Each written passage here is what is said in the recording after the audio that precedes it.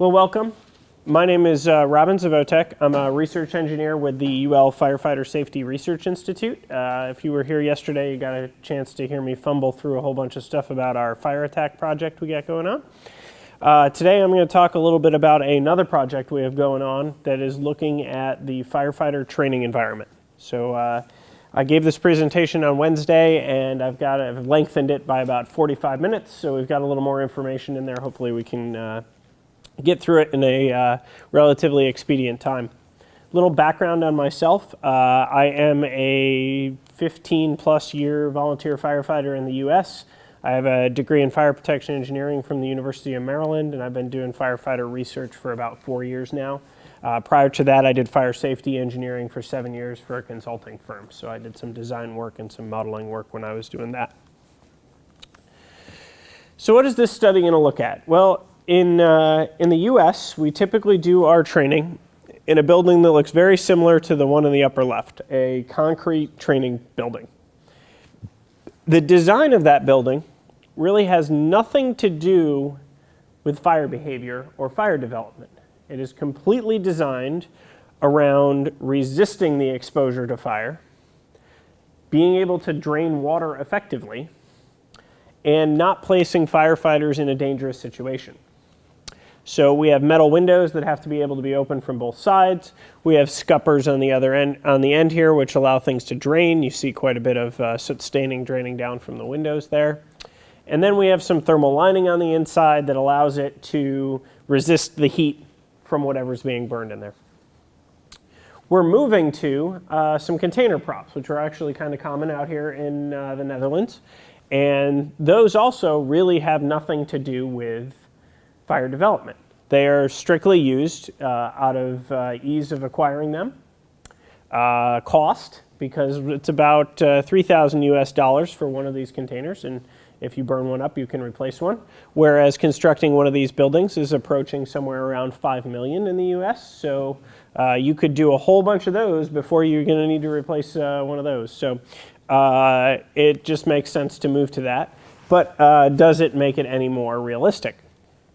This grant is sponsored by the U.S. Department of Homeland Security.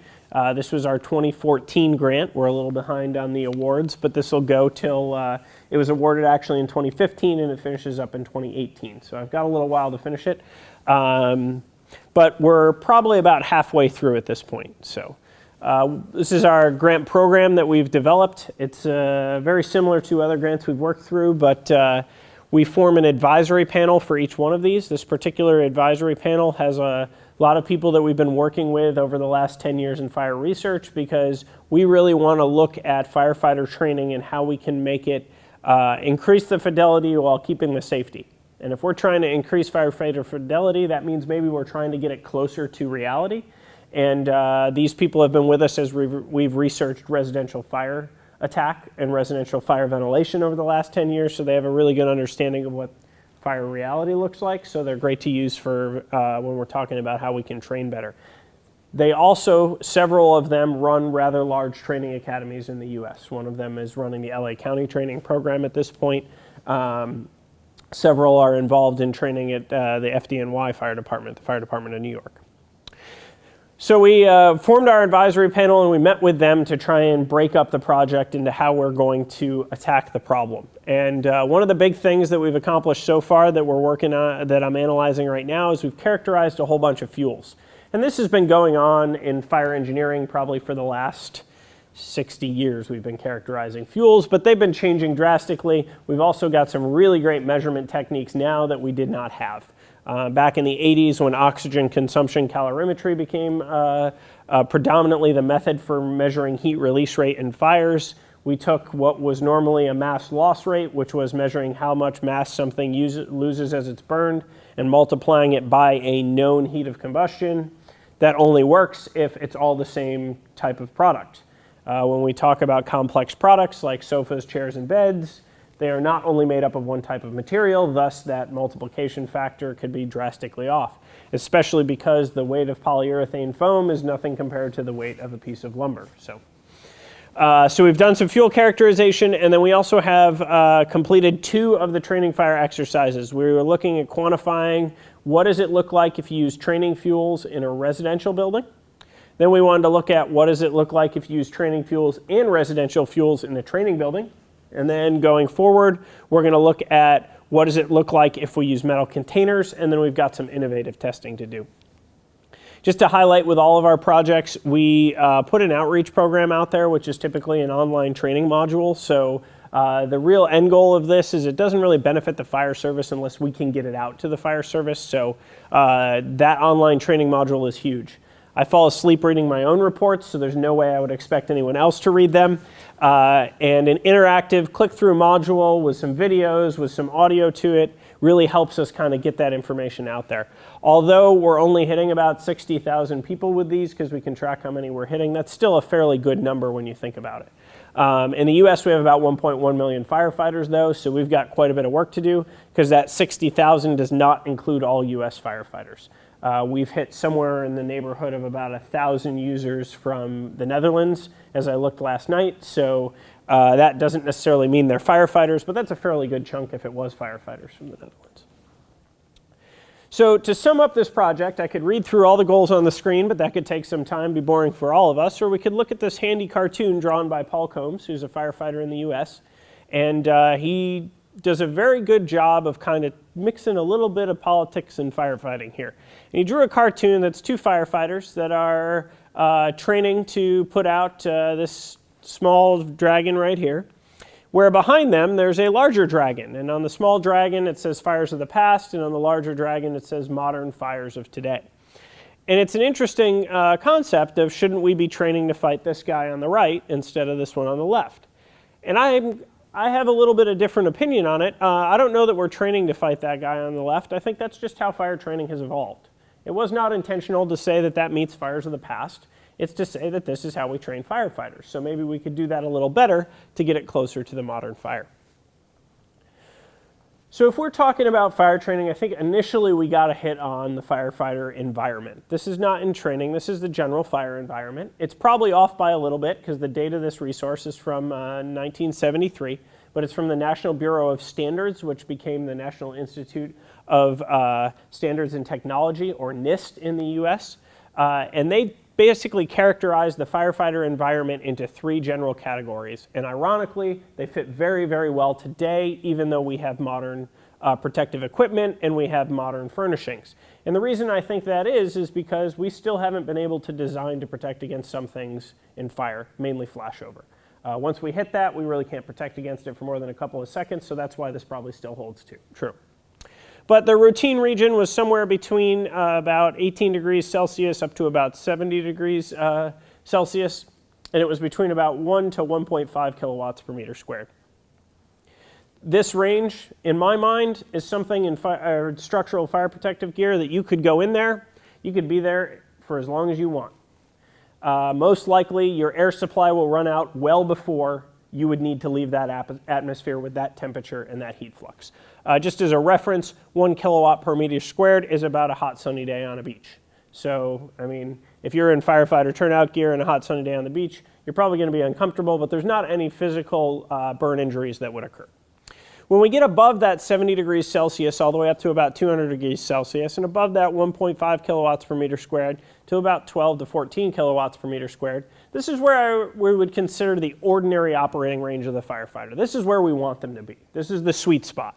They can go in there in their turnout gear. They can be there for probably about as long as their air pack will allow them to be there. There is the potential for some injury, but if they're protecting themselves accordingly, they're staying in the right places in the fire, most likely that's not going to result in an injury. That 12 to 14 kilowatts per meter squared conveniently fits to about what it takes to begin to pyrolyze and cause the ignition of cellulose material like wood. So that also fits in that their turnout gear is designed to resist a little bit more than that, but not a whole lot more, especially when we start looking at heat flux going from 20 kilowatts to about 100 kilowatts per meter squared. So then there's the emergency range. That's above 200 degrees Celsius all the way up to about 1100 degrees Celsius. And I would say this is where this chart falls slightly short, because we see structure fires now where we're monitoring at the max of a type K thermocouple, which is 1320 degrees Celsius, which can continue to go up from there. That's just how, when it's accurate to. If it's linear, which I still believe it is, we're measuring somewhere in the neighborhood of about 1,500 degrees Celsius, somewhere around the 2,000 to 2,100 degrees Fahrenheit. So it gets pretty darn hot in there. And then above the 12 kilowatts all the way up to 100 kilowatts per meter squared. For reference, flames on a surface is somewhere around 60 kilowatts per meter squared. This is that emergency range of the gear. In my mind, this is where the gear was designed to operate. This is where it's designed to protect you from. It's a flash fire, it's a quick incident, and you've realized it and you've removed yourself from it. Prior to that, the gear really is not designed to do anything for you, because the gear is only delaying the transfer of energy to you. Energy takes time to transfer. You stay in an atmosphere long enough, you receive that energy, it'll transfer. This instance here, where I have a very quick hit of energy, it can delay that energy of transfer to me long enough that I can remove myself from that environment. The challenge becomes, this is where flashover is. So this is an incident we realized has a big impact. If firefighters are caught in flashover, they only have a couple of seconds to survive. But what we're here today to talk about is training fires. And coincidentally, after a little research into where training fires falls, it turns out it's very possible to create temperatures above 200 degrees C and above 12 kilowatts per meter squared in a training fire. So this to me means you could be in a portion where you need to react very quickly to prevent any injuries, and you could be in that instance in training. And as someone who's gone through firefighter training and also spent some time as a training captain in my volunteer fire department, I know that there are various levels of experience in the fire service, and there are various types of firefighters. And some will react very well to being in that environment and can protect themselves and remove themselves, and some will freeze up very quickly. So maybe that's not a great spot where we want to be for training. But if that's a realistic spot, now we have a very interesting dilemma, right? We need to focus on realism, but we want to keep them safe.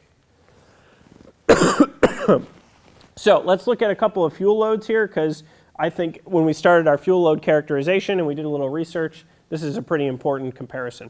So I've got three main pieces of furniture here. Upper left, I have a 3-cushion sofa.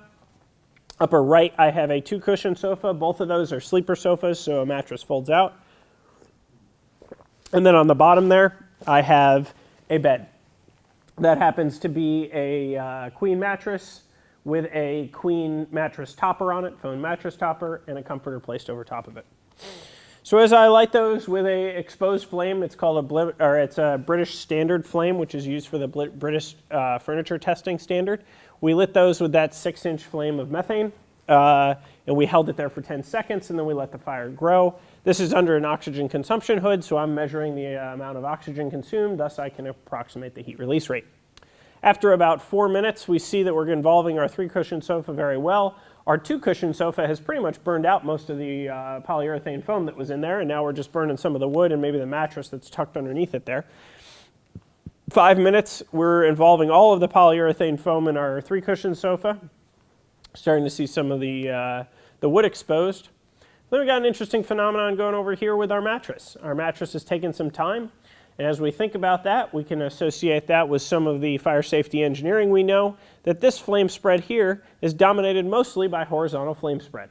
Horizontal flame spread is not the fastest flame spread out there. It needs to actually essentially spread horizontally across this mattress before it can involve most of the mattress or wrap around the sides. And as we see, it's just not going very fast. Whereas in our furniture, we had some vertical flame spread to start off with, which allowed the fire to get much larger, allowed it to re-radiate back to itself, and it grew very quickly. So even after about 40 minutes, we're still burning up our bed there. It took a little while, but there's still quite a bit of energy coming off that. 7-8 minutes on our other sofa, we are clearly just burning the wood that's left over. So what does that look like when we're talking about energy release? Well, we look at our 3-cushion sofa, and we're somewhere between 2.25 and 2.5 megawatts of energy released. When we look at our 2-cushion sofa, we're somewhere between 1.5, 1.75 kilowatts of energy. And then we look at our bed, we're somewhere just over 1, maybe 1.25 kilowatts of energy. So it's a fairly good amount of energy in this furniture as it releases. When we look at how much energy the bed released over time, most likely somewhere in this area, if that bed was on fire in a room, it would have had a hot gas layer, it would have radiated back down, lit the entire top surface of the bed on fire very quickly, grown much differently, still released. The total amount of energy would have been the same. So this is total amount of energy in megajoules. somewhere around 900 megajoules from our beds, somewhere around 1,000 megajoules from our sofas, and about 600 to 700 megajoules from our two-cushion sofa. Well, how does that compare to what we use in training fires? This here is a pallet burn that we did under a three surface configuration, 2 walls and a ceiling, making up of a corner. And we had somewhere between 1 megawatt and 2.4 megawatts as that fire grew and it came out from underneath that opening. So this is ongoing. We're still looking at a little bit more of this. We also looked at how does it compare when you start adding some different types of igniters to it, because really this is like a straw or a shaved wood product, Excelsior, and it's only there really to get the pallets going, because the pallets have most of the energy release, or so it was thought. So we've got these configurations, and they're anywhere from 1.5 to 3 megawatts of energy. And they had 3 pallets. There was 3 pallets in there, yes, with a difference of the Excelsior. But then we think about it, and we realize that as smart fire instructors, if we wanted to create a bigger fire, and we're given that object, and we add more surface area to that fire and kind of make it a little less dense, we can create a much larger fire. And visually, that's easy to see, right? I don't even need to measure how much energy is coming off that. We know the one on the left has a lot more energy coming off than the one on the right. But as things go over time, we realize that the one on the left hit its peak fairly quickly, and within 1.5 to 2 minutes there, I'm down below my peak energy release rate. So as a fire instructor, if I have my recruits are going to take a long time to get to the fire, maybe I don't want to fluff it up as much. I want it to last a little longer. My recruit's going to be there within a minute or two. Maybe that's when I want to ignite my fire. There's a big thing to do with density and how well something's burning. We got about 2.5 megawatts out of it just with that Excelsior there. But like I said, 2 minutes, it was over with. So in most training exercises, 2 minutes is just not enough time to get firefighters in place and have them do an action. So that's just not going to provide it for us. It's not just the density of the fuel that it's important. It's also how that fuel is arranged. So on the left-hand side, we have pallets that are stacked vertically. They have a nice flue with them. They have a nice chimney. We stuff them full of that Excelsior, and we light the Excelsior. We let it go. On the right, we stack them like pancakes so that there's not those flues. It's kind of like the vertical exposure you would see in some rack storage, right? And we know from rack storage that the fire's kind of obstructed underneath and it's protected, but it does actually, it does prevent it from from releasing as much energy. This has more surface area that can be involved in the fire. Thus, we easily see again, visually, 3 minutes in, much larger fire on the left than there is on the right. I think about this a little bit like what I was interested in exposing my firefighters to. If I have a brand new firefighter who's never been in a structure fire before and who's never been in live fire training, should I load the pallets in there the same way that I would load the pallets in there for a firefighter who has been in the fire service for 15 years and put out a whole bunch of fires, and I really just want him to get some practice, so maybe a good light show would be a good spot for him? Something to think about. I mean, I don't believe we think about this. I think we use a standard fuel package. And as we look at the energy release from those, we're able to get almost 2 sofas worth of energy by stacking them up on their ends and doing 5 pallets versus 3. So only added 2 more pallets, not a whole lot more, but we almost doubled the energy release because we can get it burning at the same time. And it also lasts somewhere between 4 to 5 minutes, so we're getting a fairly decent amount of fire there. That's something we could potentially light and allow them to go to, and they may hit that right around its peak. Whereas on the side, we don't even get that 2 megawatts of energy there. But in the US, we use this standard fuel configuration. It's almost universal that they use 3 pallets and a bale of straw. Someone calculated the energy of that, burned it under a hood, said that'd be a good amount of energy to use, so they do. So we, for our training fires project, needed some realistic fuels to compare it to, so we went to what I call a shipped furniture manufacturer. I'm sure you have them over here as well. You order your furniture, it gets mailed to you, so it's very dependent on the weight of the furniture, what it's like. This happened to be a couch that came in 2 boxes. All of the cushions were shrink wrapped so that all the air is out of them. You take the shrink wrap off, the cushions expand, bolt a couple of things together, and there, lo and behold, you have a couch. This chair over here was only 17 pounds. As you see, it was almost all foam because in 4 minutes it melted away and it's no longer there anymore. For the fire investigators in a room, I think that's very interesting because Could you recognize that as a chair if that was all that was left over afterwards? Or would you have to rely on someone telling you it was a chair? Conveniently, there's no wood in the arms. The only wood in it is a little small circular piece on the bottom of it. Honestly, to me, after we burned it, it looked more like a coffee table than a chair. But that's what our modern furniture looks like. Comparing that to our pallets here.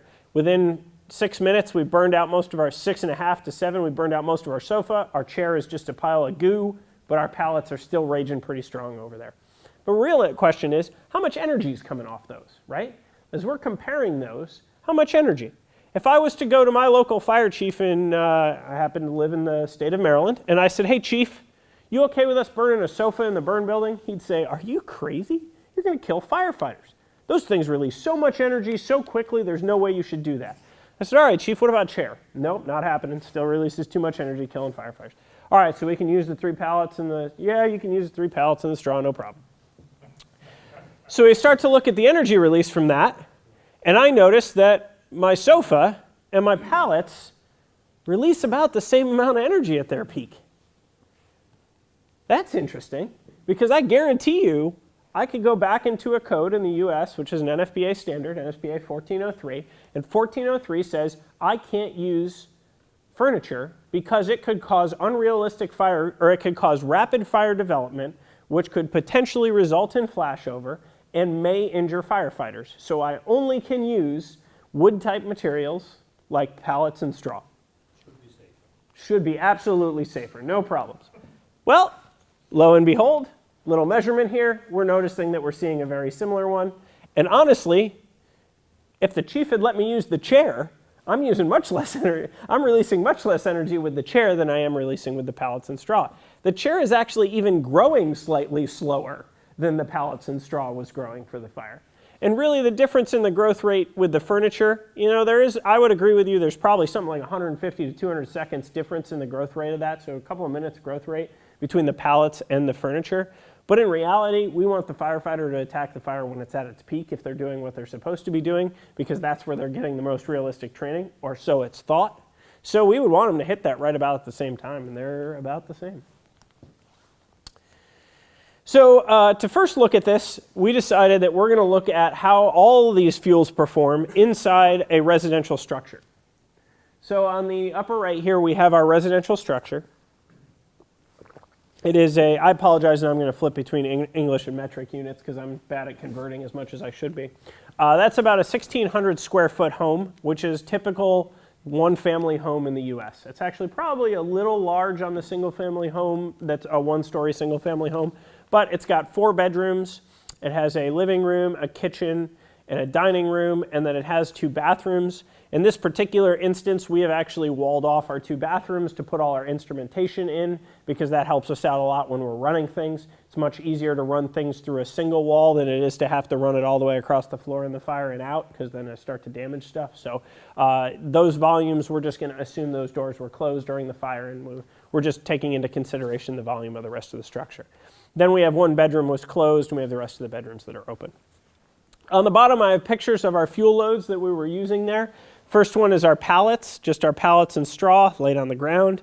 Second one is our pallets and straw, and we've put some OSB behind it because this is what firefighters are starting to use in flashover containers or a particle board type thing to get a flashover. So, I'm sure the next logical step will be to put it in their burn buildings. It's just a matter of time, if it's not enough energy. It's also across the ceiling as well, because in the flashover container they have chains that hang down to put it up there, because they're looking to try and get as much flame rolling over as possible. Again, trying to create that realistic fire conditions. And the third fuel, we use just that bed that we saw burning under the hood, a couple of chairs, which we also burned under the hood, so we have the heat release rate of those, a dresser and a TV, and then some drapes. Conveniently, this fuel load also doubled from one of our background experiments in the fire attack project I was telling you about. So we needed to know what happened if firefighters don't attack the fire, so we just were able to use that same experiment to kind of get some more data. But it is a direct comparison because these were done in the exact same house. So here's the instrumentation plan on that house. Green is a temperature sensor, blue is a heat flux gauge in a triangle, blue in a circle is a gas concentration. Red in a square is a velocity probe, which will give us the velocity through the openings. Orange is what we'll call a victim location that had a gas concentration, it had a heat flux gauge, and it had a temperature tree, a 4-temperature array TC sensor. So we've got all those sensors in that house, and I think ideally today we're just going to focus on 2 of them. We're going to look at the fire room, because that's going to give me the growth of the fire. And then we're going to look at about halfway down the hallway. Because if I'm sending firefighters in to do suppression, halfway down the hallway is where I would expect that they'd have to do something to be able to progress further down that hallway if there happened to be a bedroom on fire at the end. Maybe, maybe not, but I mean, I think at that's a good, reasonable approach. We do have the end of the hallway and the beginning of the hallway if we wanted to look at it.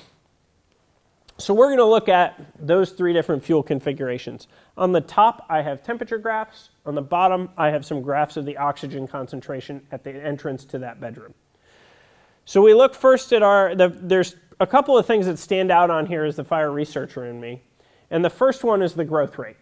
Because if I'm looking at fires and I want to know that I'm producing a similar fire, I want to look at how that fire grows. And all 3 of these fires have an exponential growth rate to them. But I do notice that my pallets and straw and my pallets and OSB have a much shorter time frame when it comes to growth as it does to get my furnished room involved. That's strictly based on what we're lighting initially in the fire.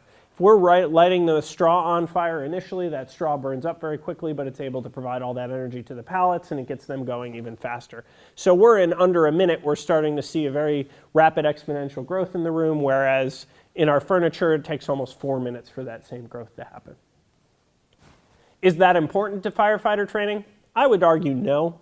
It's great for educating them on fire development, but it's not necessarily going to be what they're responding to. There's really no way the firefighters are getting there in under 4 minutes.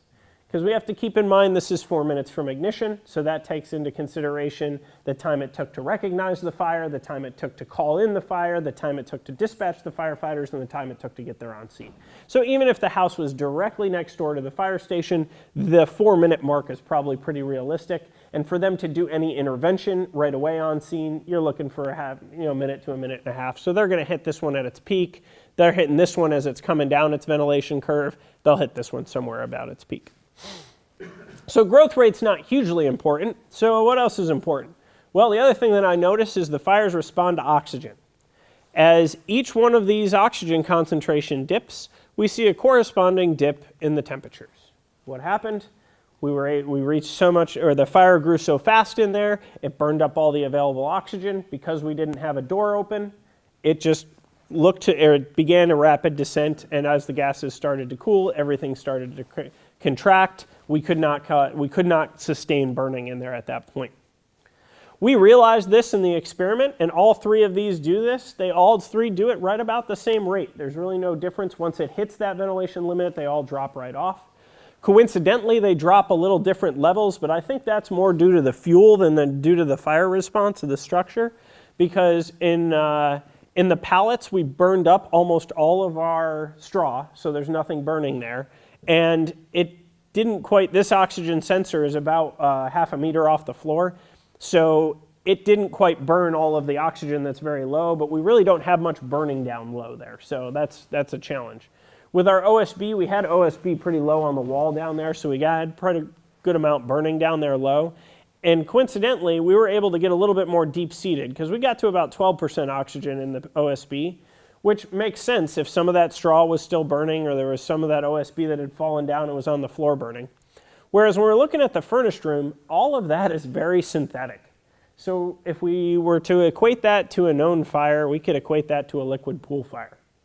And if we can eliminate there's not a lot of temperature feedback going on in a liquid pool fire. As soon as you remove the oxygen, like with a CO2 extinguisher, although they're not doing a whole lot of cooling, all you have to do is take the oxygen away and the fire goes right back out. If there's no ignition source, it's below its piloted ignition temperature, it's not going to reignite.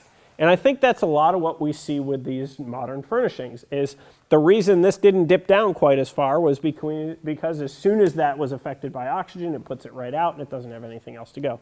Even though this has carpet on the floor and it should have had that carpet burning. But that just had so much fuel release, it was so fuel rich that it put itself right out. So all of them go ventilation limited. They all go ventilation limited about the same rate. So I would say all of these would work to teach firefighters that fires respond to ventilation. Or I'm sorry, fires can consume oxygen and they burn in proportion of that oxygen. But when we talk about how they respond to ventilation, we do see something quite different. So if we open the front door at just over 8 minutes in our pallets and straw fire, it took about an additional 8 minutes before we start to see some regrowth in that fire. It took a long time for that to start to regrow and respond. 8 minutes on a fire ground is an eternity. When we did the same thing with our pallets, OSB, and straw, we saw that it's now down to about 2 minutes. And when it regrew, it didn't regrow slowly. It regrew almost exponentially and was right back up to where it was, and it stayed there. When we look at our furnished room, though, we're a little slower, mainly because probably this has got a lot more products of combustion going on in there. It's a lot denser, so it has to allow that oxygen to come back in and mix a little bit better to get that burning up again. So it took a little longer for the oxygen to respond. Here we see it's almost instantaneous. The oxygen comes up, where this one continues to decrease a little bit before it comes back up. That basically could just be where the sensor is located. But we still see, we have not quite 8 minutes of response there, but we're at least 4 minutes of it before it takes it to respond back to that oxygen. So in this instance, the response to oxygen is not the same whatsoever. This could be a very dangerous situation for firefighters if they're approaching this fire and they expect it to grow like this fire does. This is where things like gas cooling or early water on the fire is very important, because in this instance, if you're not doing it, you can be in a situation in that room that's above 1,000 degrees Fahrenheit, 600 degrees Celsius very, very quickly. The same thing can happen with your furnished room. With your pallets, though, you've got quite a bit of time, and at the 3-foot level or so, you're still below that 200 degrees Celsius, which is where that ordinary operating range of the turnout gear was. So most likely, you're not going to be able to sit in there for 24 minutes, but you could probably be in there for a good amount of time. So let's take a look at in the hallway, because this is more important. This is where the firefighters are going down the hallway, and this is what they're going to experience, if they're going to experience anything in the training. Pallets and straw, much like the room, does not respond fast to oxygen. We don't see a rapid temperature rise at about the 5-foot level, which would be someone, the head height or so when you're average head height as you're walking down the hallway. Firefighters are a little taller, but still well under that 200 degrees Celsius there. They could most likely walk right to that room of origin and put water on the fire, which is a lot of what we see firefighters doing in training, which is why we know that that's a problem. When we look at the pallet, straw, and OSB, though, we see that we have a rapid growth. This one now in 2 minutes of when we made that ventilation opening. So if we're not getting down that hallway fast enough, we could be caught in that rapid growth.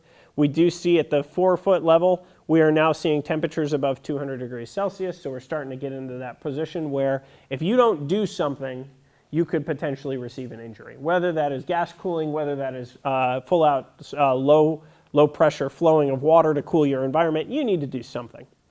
When we get to the furnished room, this is where we get into trouble, though. Although it takes 4 minutes for it to regrow, when it regrows, we have temperatures over 400 C within a couple of minutes at the center of the hallway right there. So if it's floor to ceiling over 400 C, not going to be a place where firefighters are going to be for a very long period of time. You need to do something to that environment well before that happens. Coincidentally, we have some cameras there. There was no combustion going on. That is just very, very thick, hot gases. So firefighters are going to have zero visual cue that there is something going on in that location. It actually took quite some time before where you see this temperature rise down here a little lower, up to about 600 C. That's where we start to get some visibility back very low, but we don't get a whole lot of visibility back.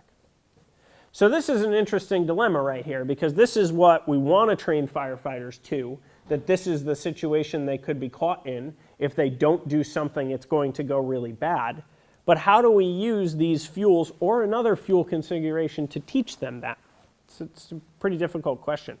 When we start looking at our heat flux to our floor, our pallets and straw, we saw quite a bit of heat flux to our floor later on in the fire. That's just mostly because it's very optically thin smoke, and you can get over 2.5 kilowatts to the floor. That's not going to cause a firefighter burn injury right away, but it's going to take some time. In our pallet, straw, and OSB, we got almost to 5 kilowatts per meter squared as we went through. We actually had flames roll down the hallway, which is where we got to 5 kilowatts before. So, I mean, they're getting pretty good heat flux there. They're not going to be able to withstand it long. In our furnished room, though, we saw a really interesting dilemma. We did not see a lot of heat flux. Anybody have an idea why we wouldn't see heat flux at the floor, even though in between 8 and 16 minutes, I'm starting to see temperatures that are over 600 C floor to ceiling? The smoke is really optically thick. Heat flux is mainly a transfer of radiative energy. If it can't radiate through the smoke because it's being blocked by the thick smoke particles, it cannot get that energy to the floor. So in this instance, the convective exposure to the firefighter is more dangerous than the radiation exposure to the firefighter. So that's looking at that in a concrete building, or I'm sorry, in a residential building. Let's move that to a concrete building and see how it behaves. Does it change? Interestingly enough, this is the inside shot of our concrete building. It looks a lot like furnaces used to test structural materials to fire. They're designed to withstand that time temperature curve that is in there in normal buildings when it comes to concrete. It also looks a heck of a lot like a pizza oven. It's going to absorb the energy and it's going to radiate it back into the center. We tested in there our pallets and straw. We did pallets, straw, and OSB. I just don't have a really good image of it. And then we did a fully furnished room with 2 sofas and 2 chairs, the same sofas I showed you burning earlier. Here's an outside shot of that room. Here's our instrumentation plan. Again, I'm going to only show you 2 sensors. I've got a whole lot of writing to do when I start writing this up because we had almost 200 some sensors in this building. So it'll be a little bit of an analysis when we start comparing them. But we're going to look at temperature in the fire room, which was room 201 there, and this green triangle here. And then we're going to look at some heat fluxes outside of that room. Then we're going to look at some gas concentrations in the back of that room.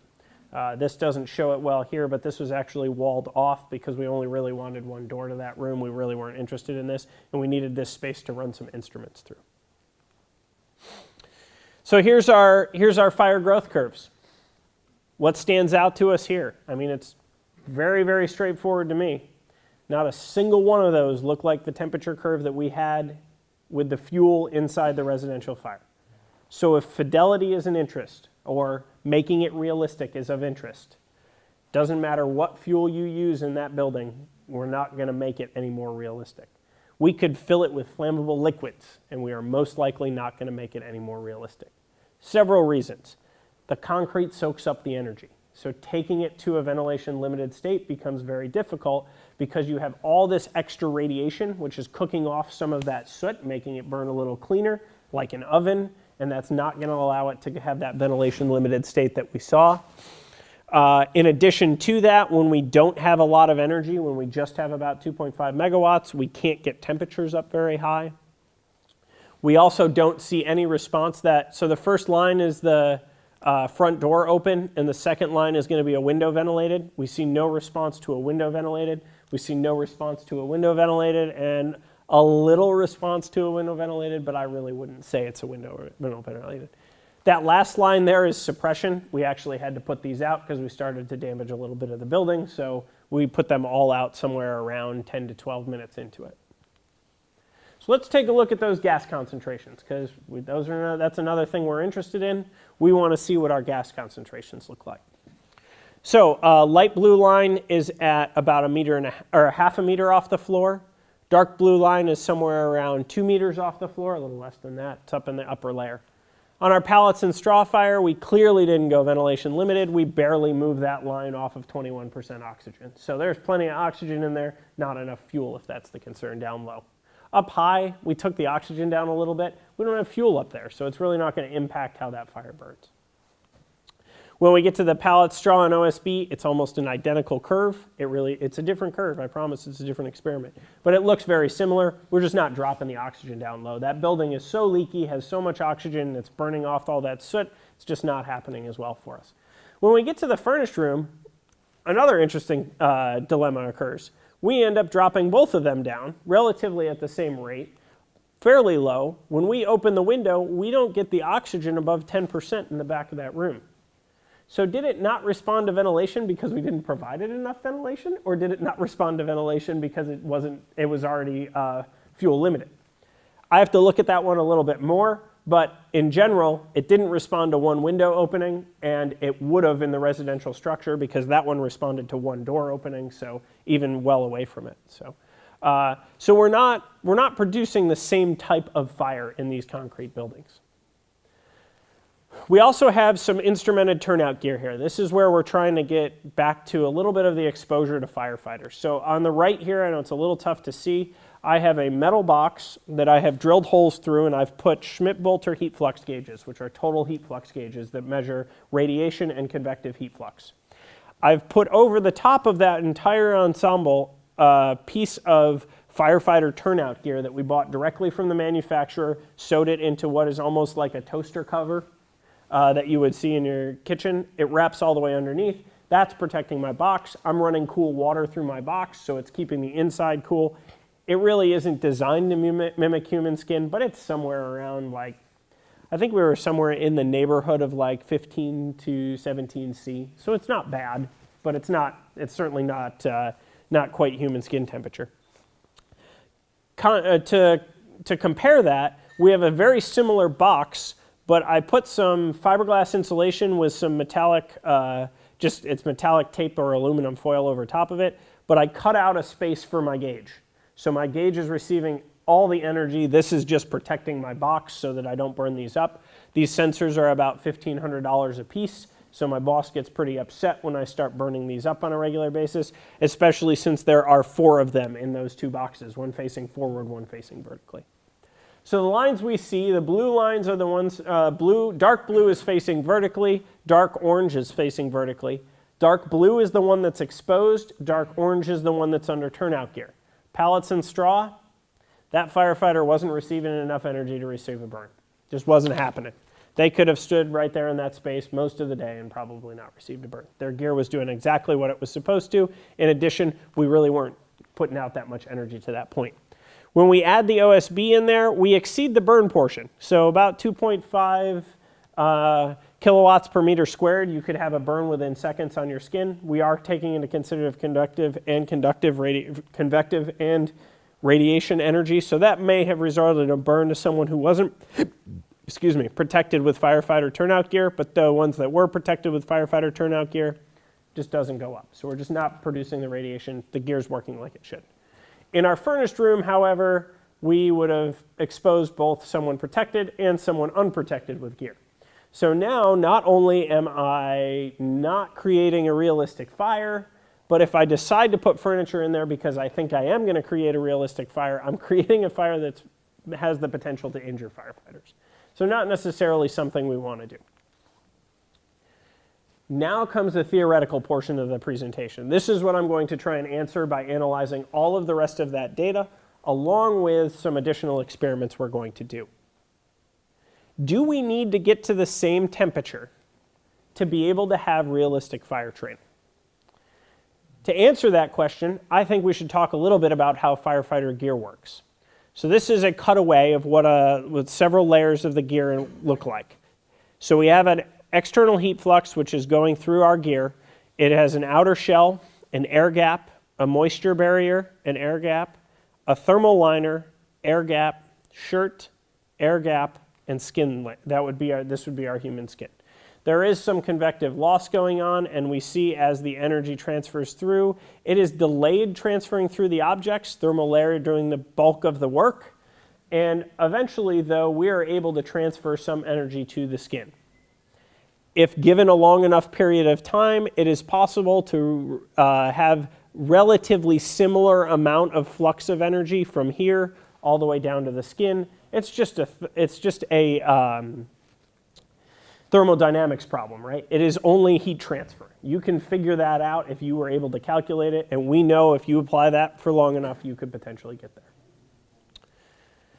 To confirm this, what happens if we take that layer out? Now, if I was talking to a whole bunch of firefighters, they would say, well, that makes sense. It goes through faster because where my air pack or my breathing apparatus sits on my shoulders, that would be where I would feel some heat first. And if you happen to work with some of the really nice firefighters that I worked with at the Maryland State Fire Training Academy when I was in college, they would come out of a day of instructing and they would pat you on the back. Not because they wanted to tell you that you did a good job, but because they were interested in compressing the layers of your gear. As they compressed it, it transferred the energy in the outer layers down into your skin, and it left a nice handprint like you had a sunburn handprint on your shoulder. So instead of just hitting you there with sunscreen, they managed to create a burn there. They also learned a little bit about heat transfer, though, because they only did it once without their glove on, and then you could tell they figured out what was going on, because the outside of that turnout gear was pretty hot to be able to transfer it through. So they had have to do that type of thing with their glove on. This is just confirming that we know how gear works. Ironically, although I had an idea, no one ever taught me this is how gear works. No one ever said that, hey, if you're given enough energy in a certain period of time, you could potentially get a burn. They taught me how to put it on fast, and how to wear it every time. Those were the big lessons that I learned in my 15 years of fire service experience. I still am an active firefighter. I just recently joined a new fire department. They just put me through training again to prove that I knew everything that I said I did. Guess what they taught me to do? Put my gear on, put it on effectively, and put it on fast. Nobody told me how it was supposed to work. So what if it works like it's intended? What if we're receiving some energy as we go in a fire, as we're approaching the fire, we get to the seat of the fire, and we apply water? What happens? Energy stops transferring through our turnout gear. It's not going through anymore. Conveniently, am I going to feel anything? No, I shouldn't. If it worked like it was intended to, and I got water on the fire fast enough, I shouldn't feel a darn thing. And when I think about this, it goes back to some of my very first firefighter training I ever did. I'm brand new in the fire service, and me and conveniently my best friend at the time, we go through our recruit school, we work really hard, we practice putting our gear on and pulling hose lines and opening doors and climbing ladders. We get to that end of the time of recruit school where they're going to put you in your first fire and you're going to feel what it's like. And my instructor, who had been working with us for the last 6 months, we had kind of developed a rapport, said, you guys think you're the hot shots, we're going to make this one really hot for you so you feel what it's really like to be in a fire. So we go and they light this fire, they go in there, they come out and they say it's ready. My best friend and I, we run in there like nobody's business, crawl in right to the seat of the fire, put water on it as fast as we can. High five on our way out the door, thinking we did an excellent job and coming out. And the instructors are peeling their gear off. They're so hot. And the two of us are going, did you feel it in there? Was it hot? Did we do something wrong? I didn't feel heat. Like, was I in the wrong space? Should I have been closer to the fire before I put water on it? What did I do? What happened? Our gear worked exactly like it was supposed to. Here's a video of it. This happens to be my instructor who's lighting the fire. He's going into the room and putting the pallet on the fire. Every time he goes in, if you look at the thermal view, he's received more energy. That is just showing you, that's what thermal cameras do, right? They're detecting how much energy is coming off that thermally. He's got quite a bit of energy soaked in that turnout gear. I bet you his buddy says, hey, go throw one more on there. It's not that hot in there. What are you, a wuss? Go in there, come on.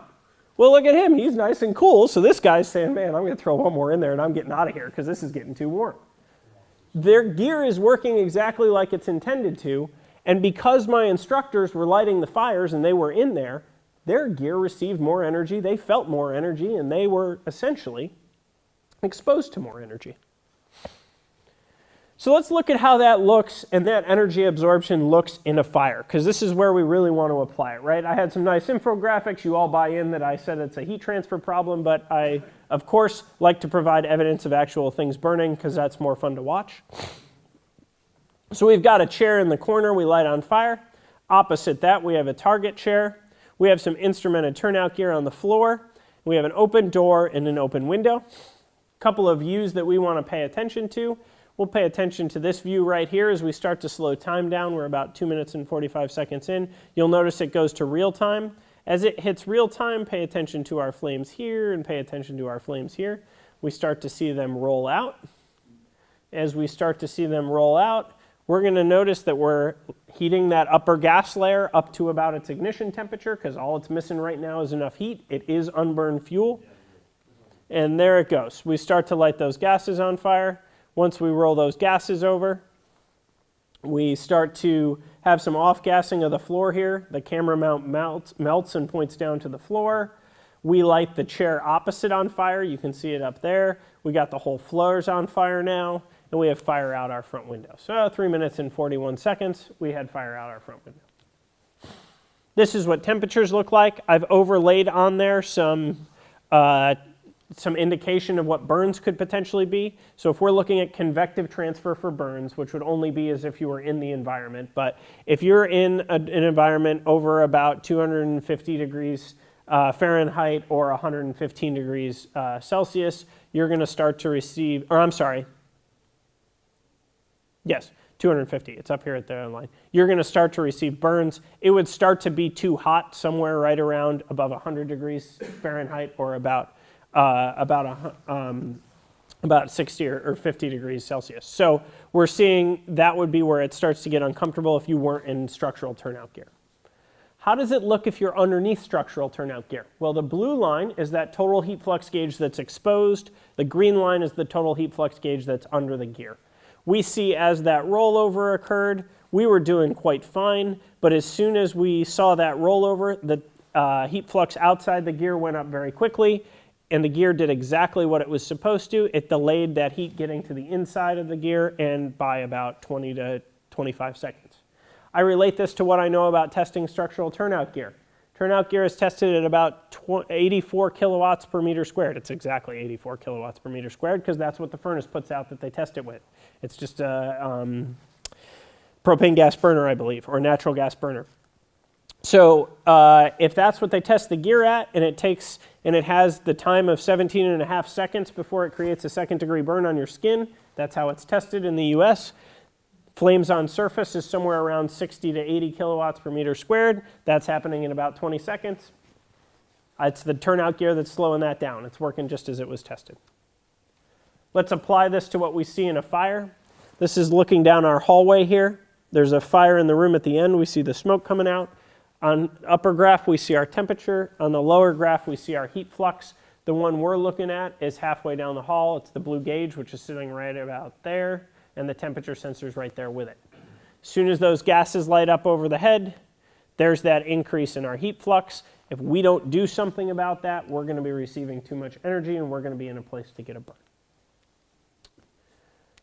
But the question I have is, do I need that to show firefighters how to fight a fire? And that's an interesting dilemma, because if the gear worked exactly like it should, and they didn't feel this, they just saw those flames light up over their head, do I have to have it be the same heat flux and the same temperature, or does it just have to look the same? I would argue it just has to look the same if all I'm trying to do is teach them something. Also, this is the only thing it looks like when the front door is open the entire time I light the fire. If I hadn't left the front door open, and I open the front door to go in, you don't see a single thing. You could be laying on the floor as low as possible trying to look under the smoke, and there is no smoke to look under. Why? Because as the smoke goes in the front door and goes down that hallway, it all mixes up, and even though it is mixing some clean smoke in there, it's still so optically thick you can't see to the back of that fire. So can you see if the gases light off over your head? I don't know. In my experience, no. In my experience, while I'm going down one of those hallways, I'm always flowing water because I'm always trying to keep that cool. Now, I might be doing gas cooling in Europe or in Sweden, or I may be just flowing water in the US, but we're doing something while we're going down that hall. So wouldn't it be more important to have the fire respond the same way than it would be to have the same temperatures? And that would be what I would argue. So what sort of fire response are we looking for? Well, we need to talk about some fire growth first. 1917, a guy named Thornton out of Great Britain came up with this rule. He said that the amount of heat released per unit oxygen consumed is fairly constant regardless of what you're burning, as long as it's, a realistic fuel. I.e., if you're not doing a gaseous fuel pre-mixed, you're going to have about the same release rate, or same energy consumption. This is used for the modern measurements of heat release rate. This is oxygen consumption developed at NIST in 1980s, and it's been pretty much adopted around the world as the most accurate way to measure heat release rate. We teach firefighters this when we teach them the tetrahedron and the fire triangle. Basically, the concept is if any one of those 4 things is missing or any one of those 3 things is missing, the fire's going to go out. What we don't tell them is if you add any one of those things, the fire's going to get bigger. So if we happen to have, we're going to test this theory, test Thorntons Rule. We have a room that's underneath our oxygen consumption calorimeter. We've put in there a chair, a sofa, 2 end tables, a coffee table, TV and stand, carpet and padding, and curtains. Totals all up to about 7.5 megawatts. That's just estimates. We haven't burned those particular units, but if I look at other things I've burned that's similar, it'll come out to that. So I expect my energy release to be somewhere around 7.5 megawatts. We light that on the corner of the sofa with a British Standard flame, and in 3 minutes, we have our peak heat release rate and flames coming out of the entire opening. What happens if I add more fuel to that? I'm going to add 6 chairs, 3 sofas, totaling myself about 15 megawatts of energy, almost double the amount of energy that I put in there. Fire takes a little longer to grow. Why does it take longer to grow? We don't have curtains. The curtains do a really good job of having fuel in that upper layer and heating that upper layer up fast, and it makes it so that we're going to flash over much more quickly. But we do get to see an interesting fire phenomena here when we're talking about rollover and talking about that heat flux I talked about later. As we watch this upper gas layer, it starts to descend, it starts to move a little more rapidly, but we really don't have any flames impinging on this furniture here. Somewhere around 4 minutes, though, that heat flux starts to affect it, and we start to see it pyrolyze. Look, all that white stuff come off. Then it even melts them. Now, it's in fast forward, so we don't see that in quite the detail I'd like, but somewhere around 5 minutes or so, we're going to start to reach our peak heat release rate in this room. So what do we expect? This one had twice as much fuel. Is it going to have twice as much heat release rate? No, it's not. Mainly because it can't get oxygen in that opening. That opening to that front room is exactly the same room. We actually burned it twice in the same room. It can't release any more energy because it doesn't have any more availability of oxygen and fuel mixture. Where is the oxygen and fuel mixture? Right at the opening of the compartment. The only way for me to have more oxygen mixed with fuel to create more energy release would be to make a bigger hole in the front of the compartment. I could have added 10 sofas in there and it would still have a very similar energy release rate. But as we look at the end of my graph here, we notice that because I was burning the same room twice, about 10 minutes in, part of my gypsum wallboard ceiling failed and it fell down. When it fell down, I allowed more oxygen to come in that space and I increased the heat release rate by about 1 megawatt. When it fell down the second time, I increased it by about another megawatt. So I had another piece fall down. This could be equated to making a ventilation opening in the structure. So I agree with Thorntons Rule. It exists. Does it exist in houses? So this is a residential house that we used for a horizontal ventilation study back in 2007, I believe this was conducted, or 2008. This is a legacy furniture, so this is furniture from about 1950s. This is modern furniture, somewhere around 1990s it was constructed. I'm only using this to teach what I think firefighters really need to know about fire, that they don't necessarily really need to be in the fire to realize. Actually, they'll probably learn more by being outside the fire.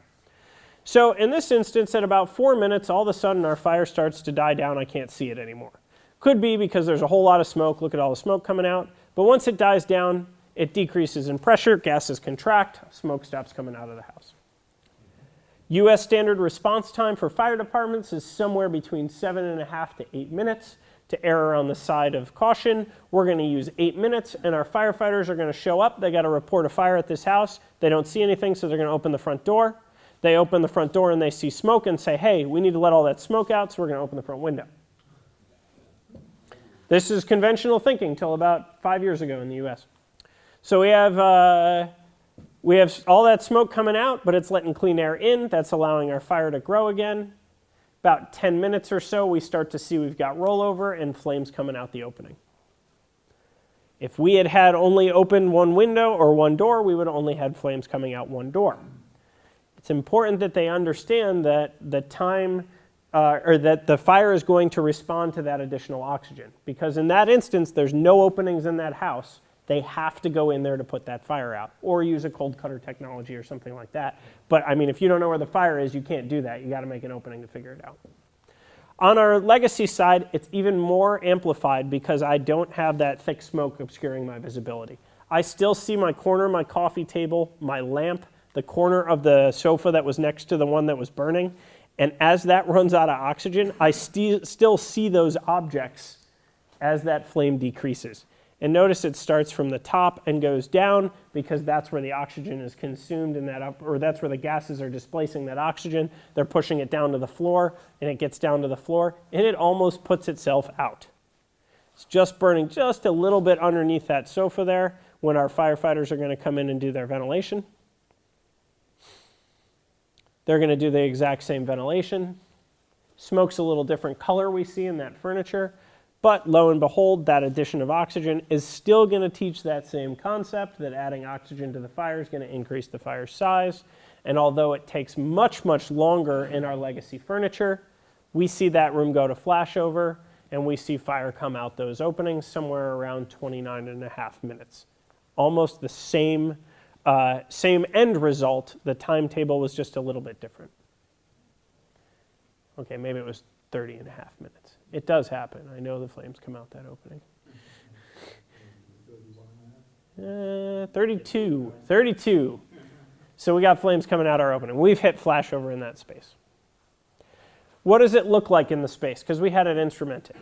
The blue line is our modern temperatures. As we see, temperature grew, and the green line is our oxygen concentration. Once the oxygen started to drop below about 15%, it started to affect how that fire was growing, and the oxygen's decreasing, the temperatures are decreasing, the gases are contracting. We opened the door, we saw a rapid increase in the amount of oxygen in the space, and it correlated with a rapid temperature increase in the space. That went to unsurvivable temperatures for firefighters rather quickly. In our legacy fire, that took longer, but the exact same thing is happening. So, unlike our standard furnace tests that we talked about when we talked about resilience for a structure, we can't train firefighters that this is how their fire behaves. But that curve looks a whole lot like those concrete buildings I was showing you the curve.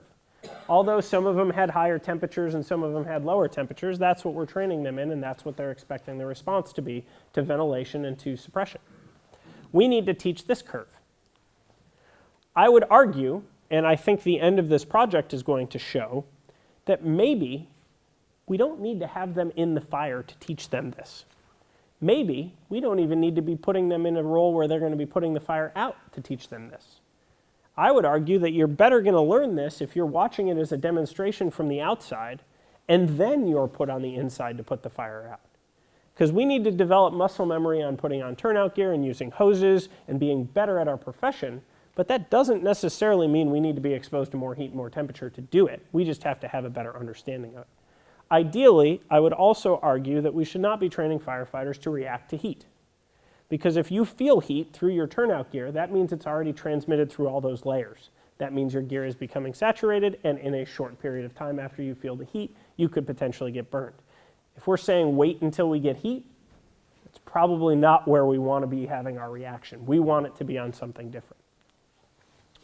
So going forward, what are we going to look at in this project? Well, we're going to take a look at metal buildings. That's a lot of what the training that is done here in the Netherlands, and I believe throughout a lot of Europe, is done in metal buildings. So we're going to take a look at that and see how those affect it. I have 32 experiments planned with 4 different fuel loads, same stuff that we used before. And then we're also going to look at 4 different linings, because now that we have identified that training fires do not equal real fires, like all good innovative people, firefighters are responding, and they're going to change the linings in the building to try and get it to react more like a real fire would. They can do that faster than we can complete the research, so that's already going on, so we'll test some of those. And then we're going to look at some different suppression techniques, but in reality, it turns out when it comes to fire suppression, it's about getting water in the compartment that's on fire. If you get water in a compartment that's adjacent to the fire, it's really having no effect on that fire. So regardless of where the water is coming from or going to, it needs to get to that compartment's on fire. And it needs to be, as Ricardo pointed out earlier, it needs to be water that's capable of absorbing more energy than the fire can produce. Suppression's pretty easy to teach, right? I think we could actually look at measuring some energy out of windows so that I know if I have fire coming out of a 1 meter square window, that it produces this much energy and it takes that much water to put that out. If I have fire coming out of a 3 meter square window, I know it takes this much water to put that fire out. Then I'm making an educated decision on what line I'm going to pull. Right now, it's just a really healthy debate. In reality, we probably don't want to be anywhere near the absolute minimum required to put the 1 meter square fire showing out. We want to be somewhere in the 200% extra range, but that's still probably not what we're using in the U.S. We're using somewhere around 600 liters a minute in the U.S., whereas a lot of hoses here in Europe are 60 liters a minute, so we're almost a factor of 10 greater. Is one better than the other? I don't know, we haven't looked at it yet, but we will at some point, I hope. So that's what we're going to be doing in the near future there. And then additionally, we're going to look at, can we improve fidelity with maintaining safety? So that idea that I don't need to expose them to the same temperature. I'm looking for cues to expose them to so they can react to those cues. If they react appropriately, they wouldn't receive a burn. If they react inappropriately, I don't want them to receive a burn either. I just want it to be an educational point. So maybe we need to look at developing training props and training materials, not that produce reality, but that produce fidelity, which is accurate simulations that they can go up against. If all airline pilots trained in realistic scenarios, we would crash a lot of airplanes. That's why we use simulators. We can't necessarily develop really fancy electronic simulators for firefighters. That's cost prohibitive, but maybe we can kind of tweak some of their training buildings to make it more effective. So we're going to test a whole bunch of that because firefighters are some of the most ingenious people I've ever met, and I've heard about 6 ideas just in this conference of how they're going to try and innovate their training buildings, and I'm interested to see how they respond. How does it work? One of the most ingenious ideas I've heard is taking the flashover container and elevating it up on the 2nd story. Because when the fire is above me, it's much easier to approach. When it's above me, I can also demonstrate how an exterior attack works to knock down the fire, and then I have to go inside to put it out. That's fidelity. That doesn't necessarily expose them to the danger, but there's fidelity there. In that instance, though, if they didn't get water through the window appropriately, then they wouldn't be able to go up the stairway, and that would be a challenge for us. So we're going to do that. Just a quick note for the folks that wonder how we managed to pull this off. Anything that is not considered a material permitted by the standard in the US for fire training materials is considered a demonstration. We also do not put anyone in any of these. Most of these are suppressed from the outside strictly because we don't need to put our researchers in harm's way when they're doing it. The only project we've had so far where we put firefighters in were the fire suppression ones because we were studying interior and exterior fire suppression, but there's enough backups in place on that one that we had the safety properly covered. If you like what you heard, I'm going to put a plug in for the partnership between IFV and FSRI, where we translated one of our projects from the Governor's Island Research Project, where we partnered with the City of New York, NIST, and UL all together, looking at fires in townhomes. And we translated that to Dutch, so if you happen to know anyone who would like to go take it in Dutch, they feel free. Probably not applicable to all of you because you just listened to my presentation in English, but maybe you know someone who would prefer it in Dutch. If you are interested in more courses, we have a whole bunch more courses on our website, ulfirefightersafety.com. They are all free of charge. They were all paid for with funding from our grants because, like I said in the very beginning, we need to get information out to firefighters. This is how we've come up with the best method to do it right now. And lastly, I need to put a huge shout out to my team. And it's not my team, it's Director Kerber's team. He's the one who put us all together there, but this is our group. Without them, we couldn't do this. This is a very large group of passionate people who really are interested in firefighter safety, and they're working very, very hard to get as many answers as fast as we can. The entire team right now is in Northbrook, Illinois at our lab doing burns without me, and I can't wait to get back there to participate in the stuff that they're doing, but I took a break from that to come out and share our stuff with you guys. Last two big shout outs, this man right here, Dan Madrikowski, has been doing firefighter research for 30 years. Without him, we would not be anywhere near where we are in the US when it comes to firefighter research. He has essentially fought to continue doing firefighter research because firefighters need that research to be more effective at their jobs. Lastly, this man right here is our videographer. He never ends up in a photo, so I took a photo of him while he was taking a photo of someone else. He's been exposed to a whole new world since we hired him. He worked for the LA County Fire Department shooting training videos when we hired him, and he was doing training videos outside. They didn't put him anywhere near a fire. He didn't video anything that was on fire. He videoed cars, he videoed helicopters and rope rescues and that sort of stuff. When we hired him, we sent him to get a fit test. He has to now wear a respirator when he's in our lab with us. And I actually put him in turnout gear one day because he wanted to get close enough to get a better video of a fire. So whole new world for this guy, Josh Crandall, but he really deserves a huge shout out because if you got to see my presentation yesterday with all those videos in it, he's a one-man show. He does all the shooting, he does all the audio, he does all the B-roll, puts it all together and throws it out for us. Without him, we could not impact nearly the firefighters that we do. Lastly, our two grants guys, Larry Emery, Mike McGurr. These guys pretty much keep us out of jail in the US when it comes to spending grant money. There is a whole lot of regulations associated with it, and if they didn't happen to read through those tireless regulations, we couldn't do what we do. And they also help us in the applications of these grants because it takes months to put them together. And Julie Zipper is the one who, our instructional designer, does all of our online trainings by herself. So each one of those she's put together with us and does a great job about getting that information out to the firefighters. So it's really a team effort about getting this all out. With that, here's a shot of our website if you want to head there. We do have a Twitter, we have a Facebook. If you're interested in some of the videos I showed you today, go to our YouTube. All of the videos are up there on YouTube for you. Some of them are on Vimeo, which you can download. FSRI is our Vimeo. With that, my contact information, if you have any questions, don't hesitate to reach out, send me a quick email or anything like that. But I think I've left maybe like 3 minutes for questions.